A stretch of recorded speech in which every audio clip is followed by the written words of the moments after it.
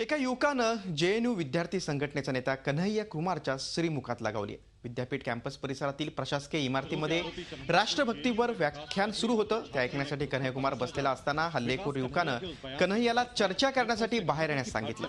चर्चा करण्यासाठी गेलेला असता युवकानं कन्हैया कुमारला शिवीगाळ केली। त्यानंतर दोघांमध्ये बाचाबाची झाली आणि युवकानं कन्हैयाच्या कानशिरात लगावली।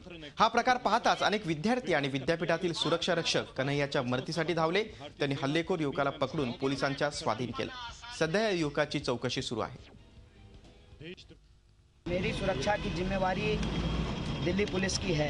G4S के जो हमारा सिक्योरिटी है उसके 3 गार्ड हमेशा मेरे साथ मौजूद रहते हैं। वो आदमी मेरे पास आया और हमला किया।